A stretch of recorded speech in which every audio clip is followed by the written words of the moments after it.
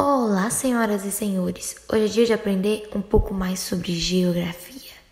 Mas eu não estou sozinha e eu vou apresentar meu time para vocês. Alice, Flávia e Samila. E para quem não me conhece, eu sou a Isabela, mas pode me chamar de Isa. Mas já para iniciar a nossa conversa com gás, a gente precisa saber que a Terra é o único planeta do sistema solar que tem condições para desenvolver vida. Sua composição gasosa e a água são elementos fundamentais para a criação de vida. O primeiro passo é que a gente precisa entender que o clima é formado através de movimentos executados pela Terra, a latitude, alterações na temperatura e umidade que vem do mar. Apesar de tudo, existe uma diferença entre clima e tempo. Clima é o que tá rolando entre a gente e tempo é o que a gente tá perdendo. Brincadeiras à parte, mas é muito importante saber que o tempo se diferencia do clima, porque uma característica muito forte do tempo é que é algo momentâneo, que pode ser analisado diariamente ou semanalmente. Já o clima é uma perspectiva temporal mais longa, já algo estudado há mais tempo. E a gente não pode esquecer que a crosta terrestre também é transformada pelo clima e pelo tempo. Como grande exemplo, a gente pode citar os ventos. Eles são responsáveis pela erosão e pela disposição de sedimentos. O vento está na camada atmosférica, ou seja, querendo ou não, ele vai influenciar também a crosta terrestre. Um outro exemplo são os movimentos orogenéticos, que eles resultam da acomodação de placas tectônicas, os terremotos e o vulcanismo, assim como a formação de cadeias montanhosas. E automaticamente, ao relacionar cadeias montanhosas e montanhas, a gente lembra da pressão atmosférica, que nas latitudes médias e altas, a temperatura menor aumenta a densidade dos gases, ou seja, menor pressão atmosférica. Agora, sobre os elementos do clima, iremos começar com a temperatura, que é um dos mais importantes fatores climáticos, porque é o que mais as pessoas percebem, né? A temperatura, ela se resume basicamente na quantidade de calor presente na atmosfera, que no caso é responsável pela sensação de frio e de calor que a gente conhece, que a gente sente. Um exemplo disso, algumas áreas, localizadas em altitudes bem elevadas, elas costumam ser mais frias, porque elas possuem menos contato com o calor, absorvido e refletido pela superfície terrestre, além da menor pressão atmosférica.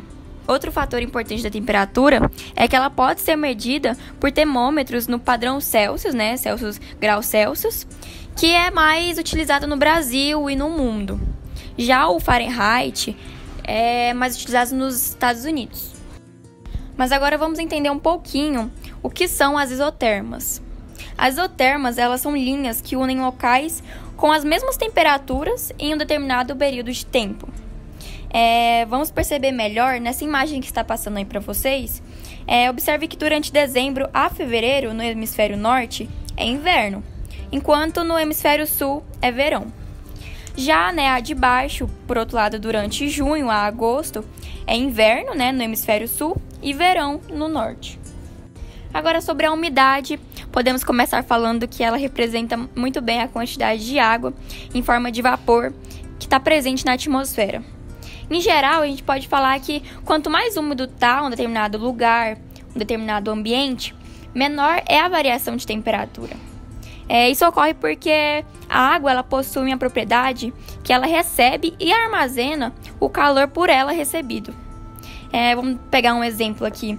Em áreas mais quentes, a umidade ela tende a ser maior. Já nas áreas mais frias, a umidade tende a ser menor. Porque quanto mais o ar está aquecido, maior é a sua capacidade de absorver a água. Um fato curioso é que mesmo quando a temperatura está baixa, se a umidade relativa do ar for muito alta, você sente calor da mesma forma. Porque quando o suor ele evapora pela sua pele, ele evapora com mais dificuldade. O que faz com que essa sensação térmica seja maior, seja mais alta, Da mesma forma, se estiver muito quente e a umidade relativa do ar muito baixa, você vai conseguir suportar até 37 graus sem passar mal, porque o seu suor ele vai evaporar mais rápido, resfriando o seu corpo. vamos entender sobre a pressão atmosférica agora, o que ela traz para nós, o que ela pode representar. Então, bom, para começo de conversa, a pressão atmosférica ela representa, né, a pressão que o ar exerce sobre nós, embora não necessariamente a gente perceba nessa atuação. Isso ocorre principalmente pela força, né, da gravidade sobre as moléculas de ar, que no caso é um evento atmosférico tão importante que gera essas influências sobre o clima. Ou seja, quanto maior for sua densidade, maior será a pressão exercida sobre a superfície terrestre. Mas, geralmente, os ventos, né, essas massas de ar, elas se movimentam de áreas de maior para as áreas de menor, né, pressão.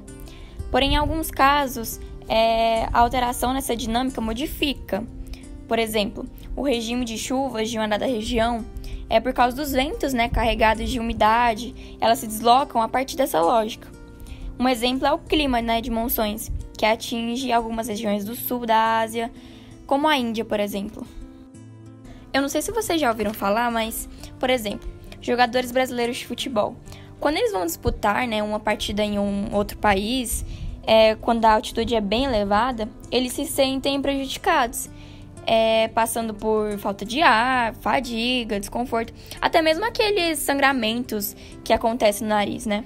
Isso ocorre por causa desse fenômeno chamado de pressão atmosférica.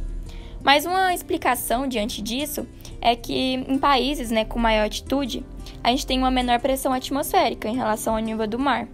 Logo, né, tem uma menor concentração dos gases constituindo o ar, que no caso é o oxigênio e o nitrogênio, assim ficando mais desconfortável, né?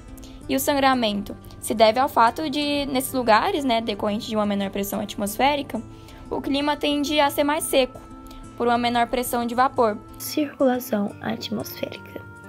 Ela é ocasionalmente pelas diferentes pressões de ar e temperatura que existe na atmosfera terrestre. Ela é uma movimentação das massas de ar. Aí onde que essas movimentações das massas de ar ocorrem? Na troposfera. E o que é essa troposfera? Essa troposfera, ela é a camada mais próxima que tem da Terra. A circulação atmosférica ela ocorre em razão do desequilíbrio da radiação recebida pela Terra ao longo de sua extensão. Os ventos do oeste são aqueles ventos prevalecentes nas latitudes médias que sopram de áreas de alta pressão em zonas subtropicais para os polos. Os ventos contralísios sopram no sentido contrário do Equador para os trópicos de oeste em direção a leste e são definidos como ventos secos. Os desertos polares são aqueles localizados nos dois extremos do nosso planeta. Nas áreas de desertos polares, a evaporação supera 2 ou mais precipitação anual e a temperatura média no mês mais quente costuma ser abaixo dos 10 graus. Uma terra mística de um deserto etéreo, vulcões cobertos de neve e salares sem fim. O deserto de Atacama é inigualável no mundo e é localizado no alto do norte do Chile e tem uma vista que não se compara a nenhuma outra no hemisfério sul. Infelizmente, tudo que é bom dura pouco e a nossa apresentação se encerra por aqui. Queremos agradecer por assistir até o final. Esperamos que você tenha aprendido um pouco mais sobre geografia, como o clima influencia as coisas e como é importante saber sobre esse assunto, que, aliás, move as nossas vidas. Um beijo e até a próxima!